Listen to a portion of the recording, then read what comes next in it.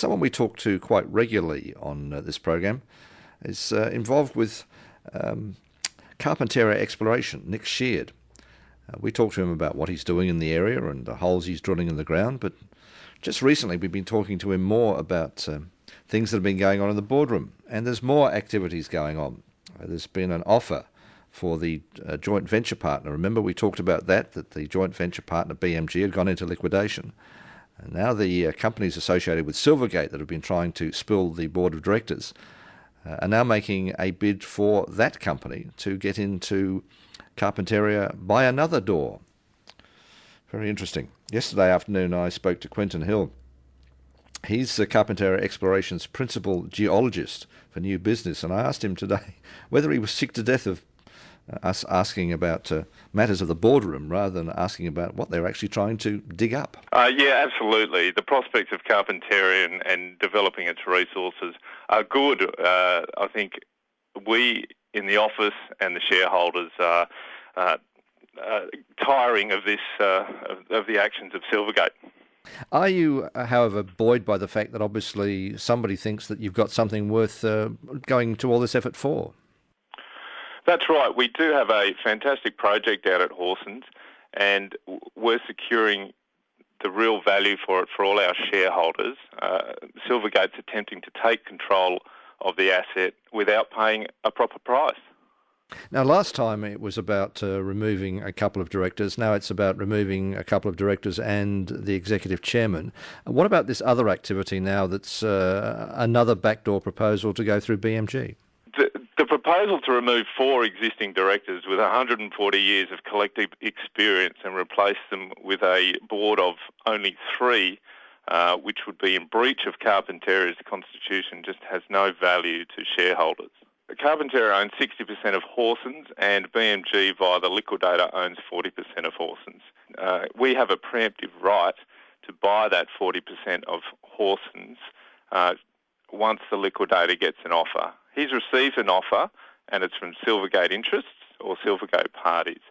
Its cash component is $3.25 million. This represents a good opportunity for Carpentaria to bring the project back 100% together.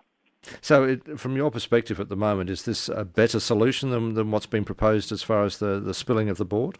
It's certainly an opportunity for Carpentaria to bring the project back 100% together, and that would be a great boost for shareholders.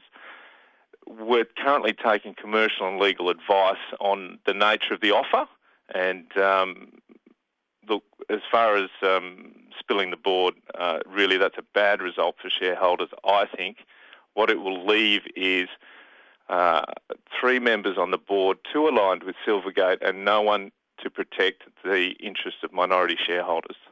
What has been the response from shareholders so far? The response has been very good and very strong, I must say. They, as you mentioned, they did a similar action a few months ago, and the support that the current board got from the shareholders was very, very strong, and we won that vote well. The few I've spoken to this morning and over the last few days are also very supportive and can't see any merit in this offer for them. Now, other than Horsens, which is obviously, I guess, the jewel in the crown, is there anything else that might be at risk around the Broken Hill region if Silvergate are successful? I can't talk about what Silvergate will or will not do if they are successful, but Chris, what I can tell you is that we do have a number of projects around Broken Hill, and we're progressing them very well. We've committed to the Broken Hill region. I think in the last few years we've spent millions of dollars on exploration. We have a tin and tungsten project which we're doing scoping studies on at the moment, and we're committed to Broken Hill. Now, Nick Sheard in the past, when talking about Broken Hill, has made the point, I guess to a certain extent with tongue-in-cheek, saying, well, we are a junior, we still rely on other people's support to get things done. Is that still the case, or do you believe that Silvergate's input would actually improve the situation? Look, we've tried, and we would happily still work with Silvergate, but this isn't on the cards at the moment. We are a junior. We do need to raise $3.25 million to buy the asset back, and we'll be looking to explore ways so we can bring the asset 100% together. So what are the alternatives? If you reject this move this time, what other options do you have to try and make this work? If shareholders do reject Silvergate's proposals, and I hope they will, and I would encourage all the shareholders in Broken Hill to get out there and vote when they receive their forms. It will be in your own best interest, I do believe. What it will do is allow Carpentaria, should it exercise its preemptive right, bring the project 100% back together. It will allow us to either attract the feasibility funding that we really want for the project that will move the project forward. Is there anything else you can do with the project at this stage? Because there has been some work undertaken. Is it basically stuck until after Easter now? Oh, not at all. We're continuing with our environmental work. We're continuing with some metallurgical work, and I think we've released in the past that we're getting some good indications from that metallurgical work that improves the project. So we're continuing to work in the background to move the project forward. This won't have any impact on the project or its schedules. So do you think that one way or the other, after Easter, you will have a solution that will allow the project to gather steam?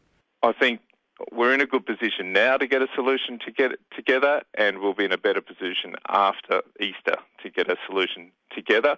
But the project still has a good head of steam, and we hope to progress our metallurgical work in the meantime.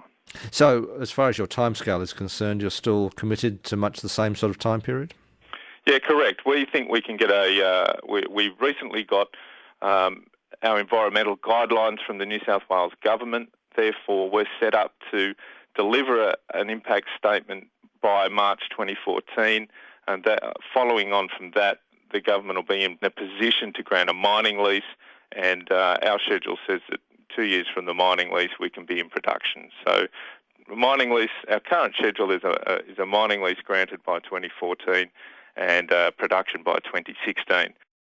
The principal geologist, new business for Carpentaria Exploration, Quentin Hill, there about some of the things that are going on. They're just holding them up at the moment. We'll see how they go.